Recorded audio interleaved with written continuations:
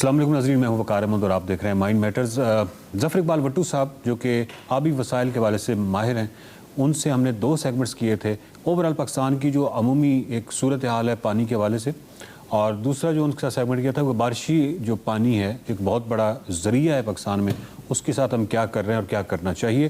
اور ایک اور سیگمنٹ جو ہے ان کے ساتھ کرنا بہت ضروری تھا، ایک دفعہ پھر ان کو زحمت دی ہے، اور یہ سیگمنٹ ایکچولی بلوچستان کے حوالے سے ہے، کیونکہ بلوچستان پہ کافی کام کیا۔ حکومت کا ایک پروجیکٹ تھا جس میں 100 ڈیمز بننے تھے، جس میں سے 62 ڈیمز 62 ڈیم بنے، اور وہ بہت اچھا کام بھی کر رہے ہیں۔ آپ کو اس سے ریچارجنگ بھی ہو رہی ہوگی، آس پاس کی جو آبادیاں وہ بھی فائدہ اٹھا رہی ہوں گی۔ ظفر اقبال صاحب کو ایک دفعہ پھر ہم نے مدعو کیا، بہت شکریہ سر، آپ نے پھر دوبارہ ٹائم نکالا ہے۔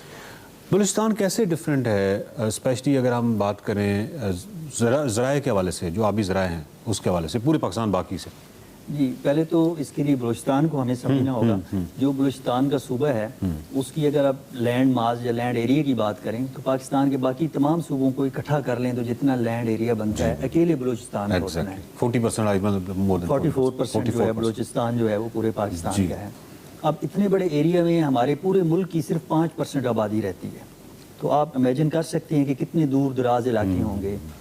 پھر اس طرح کی کنڈیشن میں ڈیولپمنٹ کے بھی بڑے چیلنجز ہیں۔ آپ کے road network, rail network, آپ کی ٹرانسمیشن لائنز یہ بڑی مشکل سے ہوتی ہیں۔ تو بلوچستان کے کانٹیکس میں واٹر ریسورسز کی اگر ہم بات کریں تو واٹر ریسورسز بھی پورے پاکستان کے مقابلے میں بہت کم ہیں۔ اب آدھے پاکستان کی ہم بات کر رہے ہیں، لیکن اس کے واٹر ریسورسز جو ہیں وہ صرف 15% آف دا ٹوٹل پاکستان ہے۔ اچھا، تو 15% میں بارش ہے یا اس میں 15% کے اندر جو ہے 75% اس 15% کا بارش ہے۔ ٹھیک ہے، کچھ پھر آپ کی سنو میلٹ ہے اور کچھ جو ہے آپ کے گراؤنڈ واٹر ہے، اور سنو میلٹ بھی اتنی زیادہ نہیں ہے، لیکن انڈس ریور سے کچھ 1-2 نہریں نکلتی ہیں، جیسے ابھی کچی کنال کا منصوبہ ہے جو بہت اچھا ہے بلوچستان کے حوالے سے۔ اسی طرح پٹ فیڈر کنال کافی ٹائم سے نکل رہی ہے، تو انڈس سے جو ان کو سارا سال جو انشور سپلائی ملتی ہے وہ ایک پارٹ ہے بلوچستان کے واٹر ریسورسز کا، لیکن وہ زیادہ سے زیادہ 10% تک کنٹریبیوٹ کرتے ہیں، باقی 90%۔ جی، تو مین ریسورس جو ہے وہ بارش ہے۔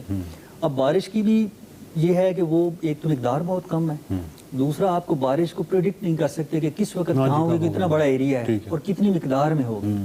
تو اس کے لیے آپ کو ہر وقت اپنی اختیار ہو کے رہنا چاہیے کہ جہاں بھی بارش ہو وہ آپ سٹور کر لیں۔ اب بارش جو بلوچستان کی ہے وہ پاکستان کے باقی علاقوں کی بارش سے بھی مختلف ہوتی ہے۔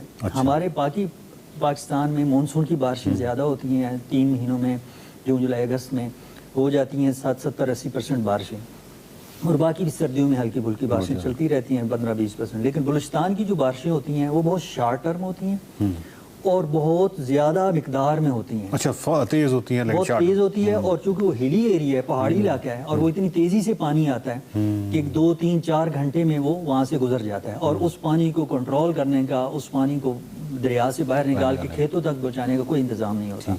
تو وہاں پہ لوگوں نے اپنے چھوٹے چھوٹے بند بنائے ہوئے ہوتے ہیں اپنی مدد آپ کے تحت کہ وہ سیلاب سے کچھ پانی نکالے، لیکن ہر سیلاب میں وہ بند اڑ جاتے ہیں، اور ان کو اس کے بعد پھر اس کو دوبارہ بنانا پڑتا ہے۔ اس کے علاوہ بلوچستان میں ایک پرانا کاریز سسٹم ہوتا تھا صدیوں سے، اور وہ اسپیشل اگر آپ گوگل کریں تو کاریز کو وہ بلوچستان کے حوالے سے ہی بتائے گا، لیکن وہ بھی جو ہمارا زمینی پانی ہے اس کے نیچے جانے کی وجہ سے، اور جس کی مین وجہ جو ہے بارشوں کی کمی ہے۔ ظاہر ہے جب ریچارج نہیں ہوگا اور آپ زیادہ مقدار میں نکالیں گے، اور ابھی جس طرح پچھلے پروگرام میں بھی ہم نے بات کی تھی کہ سولر کے آنے کی وجہ سے اور زیادہ گراؤنڈ واٹر پمپنگ ہو رہی ہے، اور جس سے بلوچستان کی زیادہ تر کاریز جو ہیں وہ خشک ہو گئی ہیں۔ تو اس لیے ان بارشوں کا پانی اگر ہم نے زیادہ مقدار میں استعمال کرنا ہے تو اس کے لیے وہ نیڈ سٹوریجز، اور اس سٹوریجز کے لیے بلوچستان میں زیادہ مقدار میں ڈیمز چاہیے۔ بہت سے پروجیکٹس پہ الحمدللہ اس وقت کام ہو رہا ہے، جس میں بڑے ڈیم بھی ہیں اور چھوٹے ڈیم بھی ہیں۔ 4-5-6 ڈیم، بڑے ڈیم تو آلریڈی کنسٹرکٹ ہو چکے ہیں، جیسے آپ کے سامنے ہے ہب ڈیم ہے جس سے کراچی کو بھی پانی جاتا ہے، لسبیلا کینال وہاں سے بنی ہوئی ہے، میرانی ڈیم تربت کے پاس بنا ہوا ہے، بہت بڑا ڈیم ہے، سبک زئی ڈیم ہے، کوئٹہ کے پاس مانگی ڈیم ایک قریباً بننے والا ہے جس سے کوئٹہ کو واٹر سپلائی ہوگی۔ اس کے علاوہ کچھ 4-5 ایسے ڈیم ہیں جو ابھی زیر تعمیر ہیں، جیسے خاران میں ایک گرک ڈیم ہے جو کہ 70-80 میٹر ہائی ڈیم ہے، جس سے خاران شہر کو پانی کی بھی سپلائی ہوگی۔ یہ جو ہیں جس کو ہم کہتے ہیں تقسیم چھوٹے، درمیانے اور بڑے، یہ درمیانے درجے کے ڈیم ہیں؟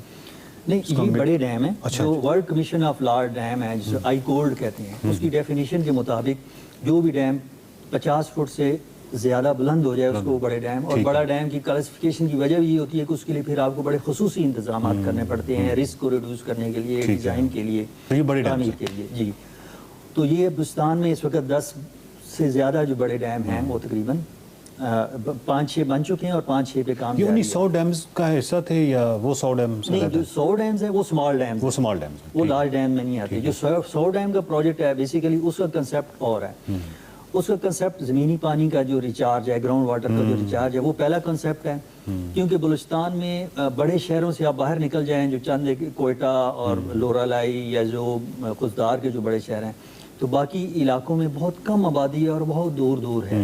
اور بلوچستان کی جو معیشت بھی ہے وہ ایگریکلچر بیسڈ نہیں ہے, وہ ساری کی ساری لائف سٹاک بیسڈ ہے. لوگ جانور پالتے ہیں, سارا سال ان کی پرورش کرتے ہیں, اور ان جانوروں کے لیے پانی اور چارے کی تلاش میں وہ لمبے لمبے سفر طے کرتے ہیں.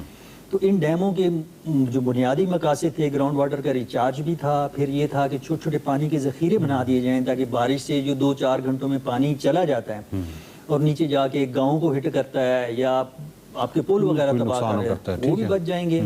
پانی کے ذخیرے ہوں گے جہاں سے یہ سفر کرتے ہوئے مال مویشی پانی بھی پی لیں گے اور ان کے لیے گریزنگ لینڈز بھی مل جائیں گے. تو یہ جو 100 ڈیمز ہیں اس میں سے 62 بن چکے ہیں. جی 100 ڈیم کا پروجیکٹ بیسیکلی 5 پیکیجز میں تھا. کب سے سٹارٹ ہوا تھا؟ یہ 2008 میں سٹارٹ ہوا. ٹھیک ہے. اور ہر 4 سال بعد ایک نیا پیکیج لانچ ہو جاتا ہے. تو اب تک 3 پیکیج اس کے کمپلیٹ ہو گئے ہیں اور چوتھے پیکیج پہ اس پر کام شروع ہے. تو 5واں پیکیج جو ہے وہ 4-5 سال بعد جا کے شروع ہوگا.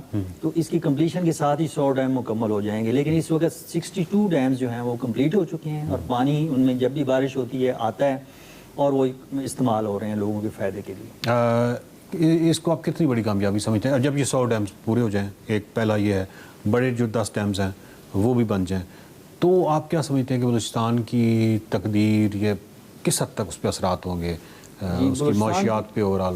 بلوچستان کے حوالے سے دیکھا جائے تو ایک بہت بڑا ڈیولپمنٹ ہوگی.